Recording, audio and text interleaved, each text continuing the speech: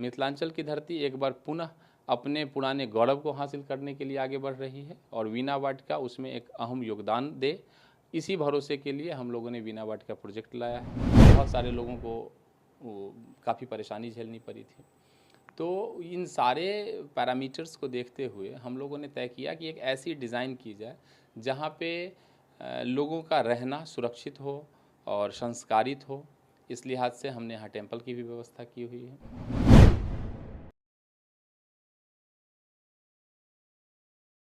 और लगभग हज़ारों लोगों से बात करने के बाद हम लोगों ने पाया कि लोगों की ख्वाहिश है कि एक बेहतर सोसाइटी अगर उनके अपने जन्म स्थान पे मिले तो वो उसको लेना प्रेफर करेंगे।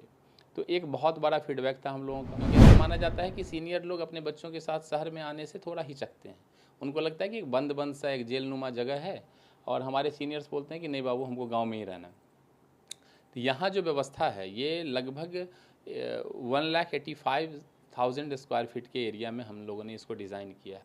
2 साल पहले दुनिया भर ने जिस हालात का सामना किया और जिस तरह लोग अपने घर की तरफ वापस मुड़ कर आए, उसके बाद अब ज़्यादातर लोग जो बड़े शहरों में या तो नौकरी करते हैं या फिर कारोबार करते हैं, वो अपने शहर में एक आशियाना ज़रूर चाहते हैं। यही वो वजह है जिसने बिहार के छोटे शहरों के अंदर जो आशियाने की ज़रूरत है, उसको देखते हुए एक रियल एस्टेट सेक्टर को बूम दिया है। अब ऐसे शहर जो राजधानी पटना से अलग बिहार में अपनी पहचान रखते हैं, उन शहरों में सोसाइटी डेवलप हो रही है, नए नए कंसेप्ट पे लोगों को आशियाने दिए जा रहे हैं।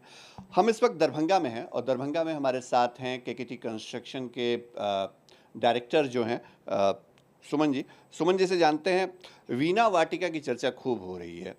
पहले लोग आशियाना खरीदना होता था तो दिल्ली, नोएडा, पटना का रुख करते थे, और अब जिस सोसाइटी को आप यहाँ बना रहे हैं, जिसकी चर्चा हो रही है, इसके पीछे जो कंसेप्ट है वो कहाँ से आया, क्या मतलब उसका सोच रही है? सर, सबसे पहले तो थैंक्स आपको कि आप यहाँ तक आए।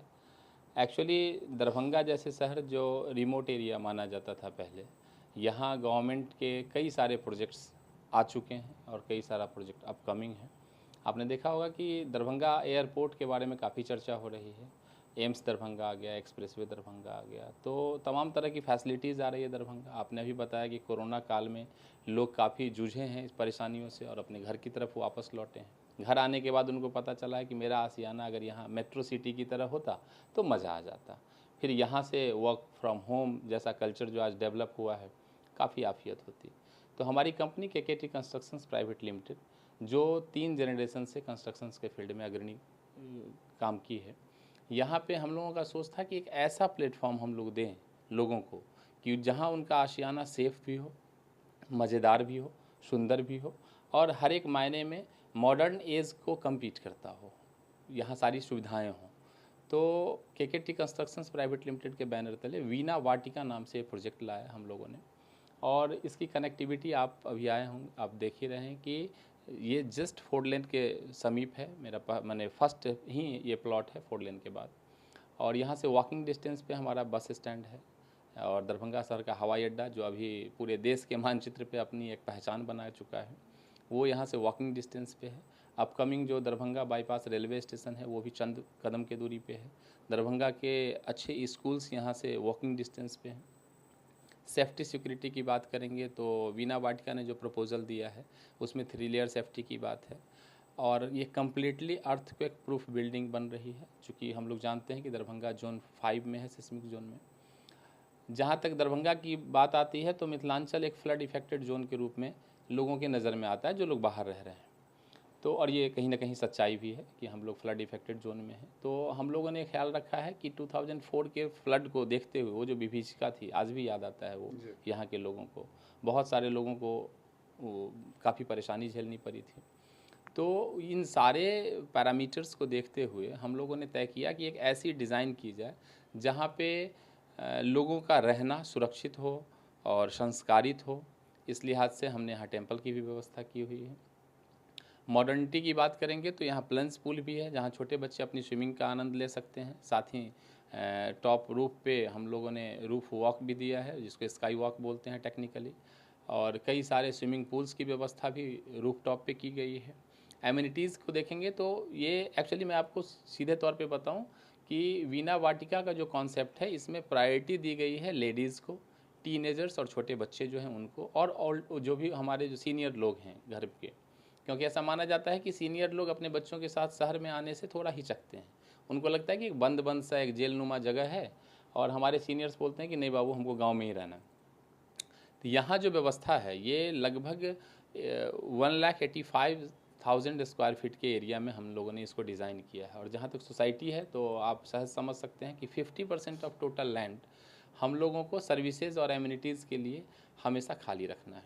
आपने 528 परिवारों को एक परिवार में बनाने की कोशिश की है सुमन जी, सीधी बात करें तो, और जो सुविधाएं आप दे रहे हैं, और दरभंगा जैसे शहर में ये काम थोड़ा जोखिम का नहीं लगता था कि इस तरह की सोसाइटी बनाएंगे तो बायर्स के लिए रेट भी थोड़ा सा इफ़ेक्ट करेगा, क्या लोग आएंगे खरीदेंगे? अब कैसा लगता है जब आप प्रोजेक्ट पर ऑन गोइंग हैं, जा रहे हैं आगे? तो आपने सही बताया, ये प्रोजेक्ट हम लोगों के मतलब प्रपोजल में काफ़ी पहले से था, और हमने मिथिलांचल के लोग जहाँ भी रहते हैं, दिल्ली, मुंबई या जो भी मेट्रो सिटीज़ हैं, वहाँ हमारी टीम गई थी, लोगों से बात की, और लगभग हज़ारों लोगों से बात करने के बाद हम लोगों ने पाया कि लोगों की ख्वाहिश है कि एक बेहतर सोसाइटी अगर उनके अपने जन्म स्थान पे मिले तो वो उसको लेना प्रेफर करेंगे। तो एक बहुत बड़ा फीडबैक था हम लोगों का, जो सर्वे टीम हमारी निकाली थी। फिर भी 528 लोगों का आशियाना बनाना कोई साधारण बात है नहीं, लेकिन ये मिथिला की भूमि है, माँ जानकी की भूमि है, और हम लोगों ने यहाँ पे कई सारे ऐसे इंस्टीट्यूशंस दिए हैं, और केकेटी कंस्ट्रक्शंस के बैनर तले भी काफ़ी काम हुआ है। तो हमने देखा है कि मिथिला के लोग अगर आप पे भरोसा करते हैं, और यहाँ के लोग वर्ल्ड लेवल पे लीड कर रहे हैं हर जगह। तो कई सारे एनआरआई से बात हुई हमारी, हमारे टीम के लोगों ने उनसे मिला, उनकी ज़रूरत का उनसे बात की गई। तो कहीं ना कहीं एक छोटा सा भय तो ज़रूर था, लेकिन ये आत्मशक्ति भी थी कि इतने सारे लोगों का जो कॉन्सेप्ट है और लोगों की जो इच्छा है कि इस तरह का एक आशियाना अगर डेवलप की जाए तो हम लोग प्रायोरिटी पे इसको लेंगे। तो एक डर भी था, लेकिन कहीं ना कहीं एक रोमांच भी था कि हम लोग अगर इस उद्देश्य में सफल हो जाते हैं तो आने वाले भविष्य में ये एक बहुत बड़े कीर्तिमान के रूप में हम लोगों के साथ जुड़ेगा कि दरभंगा जैसे शहर में एक सोसाइटी की परिकल्पना हम लोगों ने की थी, और वो पूरा करने के लिए हम लोगों ने जी जान लगाया था। तो एक डर था, बट अभी 6 जुलाई को हम लोगों ने भूमि पूजन किया रेरा मिलने के बाद। तो डेरा अप्रूवल के बाद भूमि पूजन, और अभी हम लोग अगस्त में बात कर रहे हैं, तो इस बीच में हम लोगों को जो भी रिस्पांस मिला है मार्केट से, इतने लोग आए हैं, और हमारा बुकिंग का जो स्पीड है, बायर्स जो भी हमारे जो रेस्पेक्टेड बायर्स हैं उनका जो रिस्पांस है, क्योंकि कंपनी का कॉन्सेप्ट है कि सेल्स के बाद ही हम लोग रिलेट करते हैं। कहने का मतलब है कि हमारे जो बायर्स हमसे जुड़ जाते हैं उनके साथ एक फैमिलियर टर्म में हम लोगों को रिलेट करना है, उनकी ज़रूरतों को ध्यान में रखना है। इसलिए कंपनी ने डिसाइड किया है कि जो भी फ्लैट है उसको थोड़ा बहुत लोगों की ज़रूरत के हिसाब से हम लोग कस्टमाइज़ भी करते हैं। तो ये सारी चीज़ें हैं। डर तो था ही, एक तो मतलब उसको डर ना कहें, एक आपसे बात रोमांच हो रही था। थी तो आपने बताया कि पहला जो फेज है आपने एक टारगेट रखा नंबर्स ऑफ फ्लैट को लेकर के, और जो 2023 में आप उसको लेकर के चले थे, लेकिन अब लगता है उसमें भी थोड़ी समय जल्दी आप लोग पूरा कर लेंगे, और जो लोगों का रिस्पॉन्स है वो ऐसा आया कि फ़िलहाल बुकिंग्स जो है वो बहुत नेक टू नेक जा रही है। इसके लिए हमारे पास एक ही वर्ड है, थैंक्स मिथिलांचल। वाकई यहाँ के लोग, इन लोगों ने हाथों हाथ लिया इस प्रोजेक्ट को। हमारे सेल्स के जो लोग हैं, हमारे टीम मेंबर्स, हमारे मैनेजमेंट के लोग, और एक्चुअली हमारे चेयरमैन सर पे जो मार्केट का एक ट्रस्ट है श्री कृष्णकांत ठाकुर जी पे, तो लोग मान के चलते हैं कि उनका ये प्रोजेक्ट है, केकेटी कंस्ट्रक्शंस का ये प्रोजेक्ट है, तो लोग जी जान से काम करेंगे, टाइम पे काम होगा, और सारे मानदंडों को पूरा करते हुए काम होगा। तो क्वालिटी एंड टाइम, यहाँ पे कोई कंप्रोमाइज़ की बात नहीं हो रही है, और ये शायद हम लोगों ने लोगों को समझाने में हम लोग सफल हुए हैं। और फिर से मैं बोलूँगा कि मिथिलांचल के सारे लोग जिन्होंने इतना अच्छा रिस्पॉन्ड किया है, 2023 में मैं बताऊं कि दिसंबर तक हम लोगों का जो सेल्स टारगेट था, लगभग उसके 80% को हम लोगों ने अगस्त 2022 में अचीव कर लिया है। तो ऐसा हो सकता है कि 2023 में जो फिर से एक नया टारगेट हो, और फिर से काफ़ी कुछ नई चीज़ें करने के लिए मिले हम लोगों को। तो थैंक्स मिथिलांचल हाथों हाथ लेने के लिए इस प्रोजेक्ट को। रेरा के आने के बाद बहुत सारी चीज़ें बदली हैं रियल एस्टेट सेक्टर में, खास तौर पे ऐसे बिल्डर्स के ऊपर नकेल कसी गई जो बायर्स को परेशान करते थे, समय पर प्रोजेक्ट पूरा नहीं होता था। जो बायर्स हैं और बिल्डर दोनों के बीच में जो भरोसे का रिश्ता है, उसको कितनी बड़ी चुनौती मानते हैं और वो भरोसा कैसे जीत पाएंगे आप? ये भी अपने आप में एक सवाल बनता है सुमन जी। सर ये सवाल तो है। आ, मैं पर्सनली मानता हूँ, हमारी टीम मानती है, हमारी कंपनी मानती है कि रोटी, कपड़ा और मकान पूर्व से ही माना गया है कि ये तीनों हमारी आवश्यकताओं में से एक है।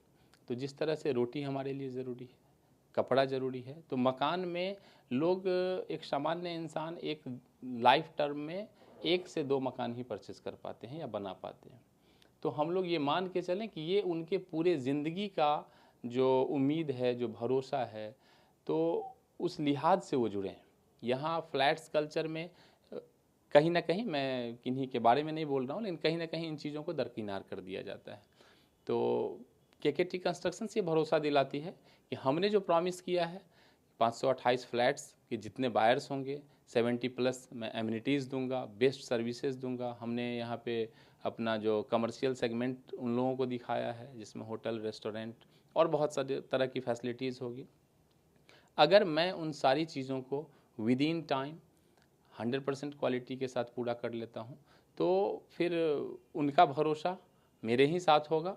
और हम लोगों को सिर्फ यही देखना है कि इस चैलेंज को, जो आज के दिन में डेवलपर और बायर्स के बीच में कहीं ना कहीं कुछ दिक्कत आई है, इसमें इस भरोसे को मेंटेन करने के लिए हम लोग जी जान लगा रहे हैं। और आगे भी सिर्फ इसमें और कोई बात नहीं है सर, आप अपने टाइम को मेंटेन करें, क्वालिटी को मेंटेन करें, तो फिर लोग काफ़ी भरोसा करते हैं, जैसा मैंने देखा है अभी तक। दूर प्रदेश में बैठे हैं, रोजगार वहाँ चल रहा है, आसियाना चाहिए घर पर, तो लोगों को आना पड़ता है वहाँ से यहाँ फ्लैट लेने के लिए, बुकिंग करने के लिए, या फिर कुछ ऐसा इंतजाम आपने कर रखा है कि आप बेंगलोर में, कोलकाता में, दिल्ली में कहीं बैठे हों, मुंबई में बैठे हों और वहाँ से आपके साथ वो कनेक्ट कर पाएँ? और ऑलमोस्ट लगभग 15 to 20% ऐसे बायर्स हमसे जुड़े हैं जो मेट्रो सिटीज़ में हैं, और कई तो ऐसे हैं जो आउट ऑफ कंट्री भी हैं। तो हमारे वेबसाइट के थ्रू, हमने वेबसाइट पे अपना सारा इन्फॉर्मेशंस अपलोड किया है, इंक्वायरी फॉर्म सबमिट करना होता है, और जैसे ही हमको उनका लीड मिलता है या टेलीफोनिक कांटेक्ट वो करते हैं हमारे सोशल मीडिया पे, अदर जो सोर्स है या किन्हीं से जान के ही वो हमारे से कांटेक्ट अगर करते हैं, तो हमारी टीम ये सारी फैसिलिटी देती है कि उनको यहीं से पिक्चराइज कर दिया जाए कि उनका जो फ्लैट है वो कहाँ पे होगा, कैसा होगा। 3D मीडियम के माध्यम से हम लोग उनको यहीं से दिखाने की कोशिश करते हैं कि आपकी जो क्वालिटी है, जो लोकेशन है, जो आपका फ्लैट है, उसका साइज़ से लेके सारी चीज़ों, वो सारा डायमेंशंस हम लोग यहाँ से बताते हैं। और 15 to 20% ऐसे लोग हैं जो बिना आए फ्लैट वहीं से बुक किए हैं, और उसका मतलब सारा प्रोसेस डिजिटल माध्यम से ही उनका हुआ है। और इसमें हमारी टीम काफ़ी काम कर रही है और काफ़ी सक्सेस है, इसलिए सब लोगों को आना ही, देखना ज़रूरी नहीं है। और डिजिटल प्लेटफॉर्म पे भी हमारा सारा फैसिलिटी है। हमारा वेबसाइट है www.veena-vatika.com, एंड हमारा कॉन्टैक्ट नंबर जो है 9309090964, एक्सटेंशन में 65 भी आप लगा सकते हैं। तो इस पर कॉल करने पे हमारे जो मेंबर्स हैं वो आपको 100% आई होप कि वो विजुअलाइज कराते हैं और सारा प्रोसेस ऑनलाइन हो जाता है, और काफ़ी लोग इससे फ़ायदा भी ले रहे हैं। मोर देन 15 to 20% लोग इस माध्यम से भी जुड़े हैं, इसलिए आना बहुत ज़रूरी नहीं है, आप भरोसा कर सकते हैं। और हम लोग डिजिटल प्लेटफॉर्म पे भी सभी चीज़ों को लाए हुए हैं।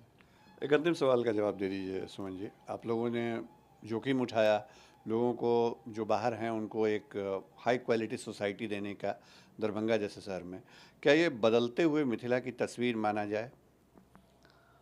निश्चित रूप से, और मैं तो इससे एक कदम आगे बोलूँगा, मिथिला एक्चुअली बदल चुका है, और बदलाव हम अपने पुराने दौर की ओर कर रहे हैं।